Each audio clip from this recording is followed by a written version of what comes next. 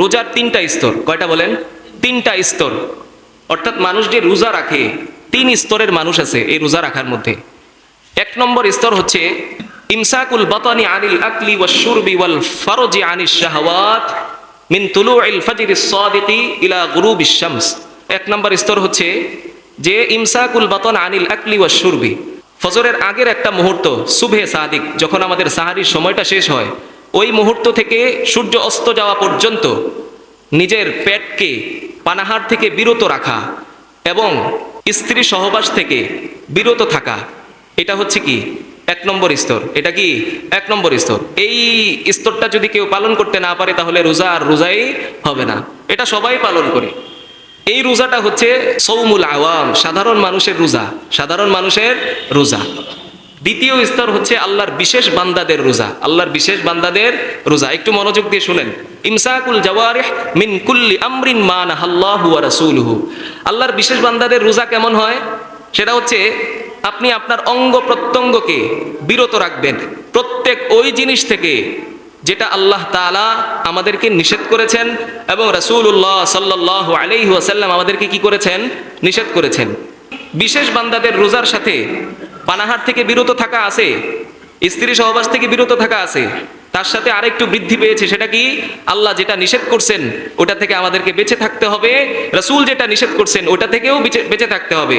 তো এমন স্তরের রোজা যারা রাখতে পারে তারা হচ্ছে আল্লাহর বিশেষ বান্দা এবং সেটাই বিশেষ বান্দাদের রোজা। কথা বুঝতে পারছেন? 2 নাম্বার। রোজা 3 নম্বর স্তর। তৃতীয় স্তরের রোজা হচ্ছে আল্লাহর বিশেষ বান্দাদের মধ্যে আরো কিছু বিশেষ বান্দা আছে, তাদের রোজা।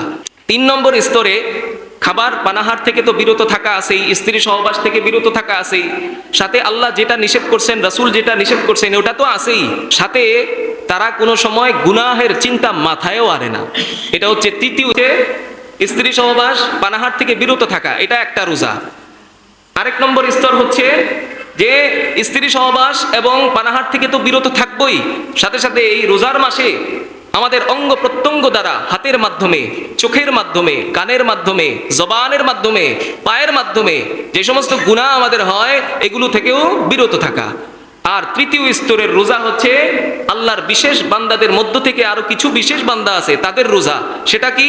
তারা তো স্ত্রী সহবাস থেকে বিরত থাকবেই, পানাহার থেকে বিরত থাকবেই, হাতের গুনাহ, পায়ের গুনাহ, চোখের গুনাহ, জবানের গুনাহ, প্রত্যেকটা গুনাহ থেকে বিরত থাকার সাথে সাথে তারা আরেকটা কাজ করে, সেটা হচ্ছে গুনাহের চিন্তাও তাদের মাথায় আসে না। এটা হচ্ছে তৃতীয় স্তরের রোজা। প্রথম স্তরের রোজা তো এটা দ্বারা রোজা আদায় হবে, কিন্তু এই রোজার যে মহা ফজিলত সেটা আমরা কি করতে পারবো না। দেখেন, আপনি শুধু রোজা রাখলেন, খাবার থেকে বিরত থাকলেন এবং স্ত্রী সহবাস থেকে বেঁচে থাকলেন, এটাকে কি পূর্ণ রোজা বলে? এটাকে পূর্ণ রোজা বলে না। সাথে সাথে আপনাকে গুনাহ থেকেও কি করতে হবে? বেঁচে থাকতে হবে। তাহলে দ্বিতীয় স্তরের রোজার মধ্যে পাইলাম গুনাহ থেকে বেঁচে থাকা, অঙ্গ প্রত্যঙ্গের গুনাহ থেকে বেঁচে থাকা।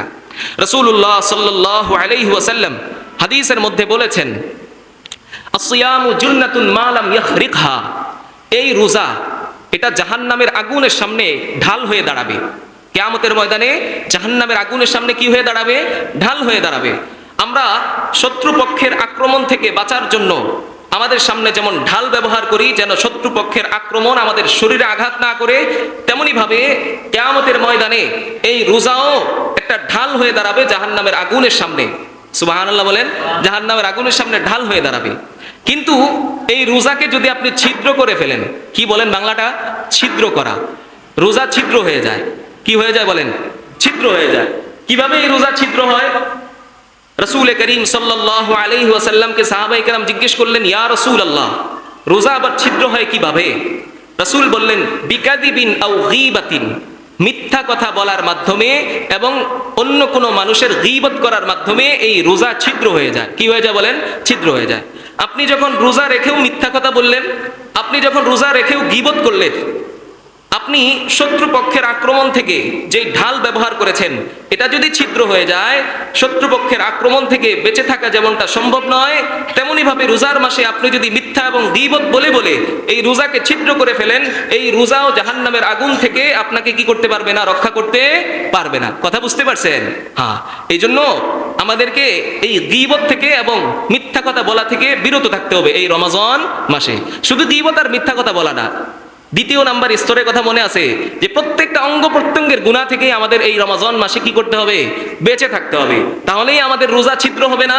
আর রোজা যখন ছিদ্র হবে না তখন এই রোজাই কিয়ামতের ময়দানে জাহান্নামের আগুনের সামনে ঢাল হয়ে দাঁড়াবে, যে তুমি কি করতে পারবে না, তাকে গ্রাস করতে পারবে না। কথা বুঝতে পারছেন? হ্যাঁ। এখন কথা হচ্ছে যারা রমাদান মাসে মিথ্যা কথা বলে, গীবত করে, দেখেন মসজিদে আসছেন 10 মিনিট সময় 5 মিনিটে নামাজ আদায় করছেন, আর 5 মিনিট বসে বসে মানুষের গীবত করলেন, পরনিন্দা করলেন, মিথ্যা কথা বললেন। এমনকি ইফতারকে সামনে রেখেও যখন 10 মিনিট সময় বাকি থাকে, তখনও আমরা যখন একসাথে অনেকে খাবার খাই, ইফতার গ্রহণ করি, তখনও অন্যের গীবত করতে থাকি, মিথ্যা কথা বলতে থাকি। তাহলে ভাই রোজার দ্বারা ফায়দা হইল কি? কিছুই লাভ নাই। এই রোজা ছিদ্র হয়ে গেছে। রোজার যে মহা ফজিলত, জাহান্নামের আগুনের সামনে যে ঢাল হয়ে দাঁড়ানোর যে ফজিলত, এটা আর আপনি কি করতে পারলেন না, অর্জন করতে পারলেন না।